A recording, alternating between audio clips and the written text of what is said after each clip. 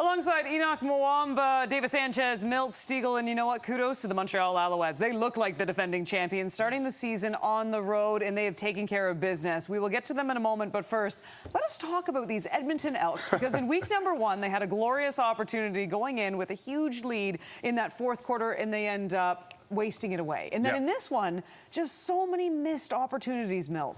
Yes, and they lost this game by 3 points. And I'll guarantee you when they watch film, they're going to be like, guys, they didn't beat us, we beat ourselves. We had too many opportunities during this game, especially in the second half, that we did not take advantage of. And it's unfortunate because we're a good team. Right here, Lucius Purifoy. If he makes this catch, there's a good chance because of the momentum he has, he's going to score. And right here, Dylan Mitchell. Those plays. He makes those plays, yep. Dylan Mitchell, I know you're not trying to drop this pass, son, but your team is not good enough right now where you can have that mishap and not make that play right here. Once again, another interception. This team is in a place right now where they have some great opportunities to win game. Once again, onside kick. If you have that play right there, that young man has to dive down there and try to get it. Good of an onside kick as you're gonna get. That's as good as a special kick. Yeah, you said that he was He's been doing that for years. He's never got the opportunity to do it, and he gets the chance, and it didn't work out. Yeah, and look, we're gonna look at Macbeth, and everything seems to start with the quarterback. But I think they're playing pretty good football offensively tonight. He threw for almost 300 yards. You saw the mistakes that were made, the drops. He could have thrown for 350. This team has the quarterback that they need. They were a team in the offseason, went out and got their quarterback, and I know for a fact that they're not losing and they're not 0-2 because of how Macbeth has played. So I want to make that note. And also, we're looking at this team's going to Toronto next week. They're 0-2.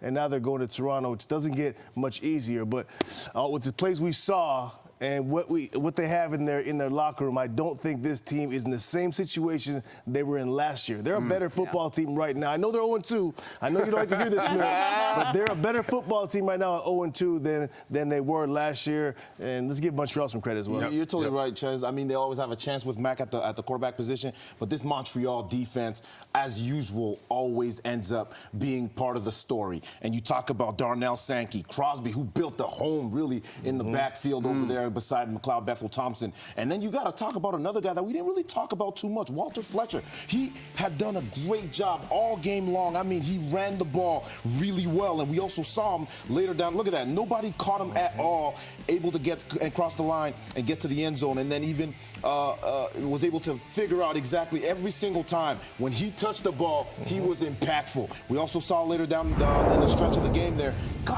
in the first half, he caught a screen pass, got all the way to the end zone. I mean, what do you want from this team? They're doing it from all angles. Defense is always impactful. And this week, the offense will look, we doubted Montreal a year ago at this time. It is week 2. We are not doubting Montreal whatsoever. They get their flowers. I'd love to stick around, by the way. And I'm really sorry, Enoch, but we got to go to BC to see our man, 50 Cent. Send it back to Sports Center.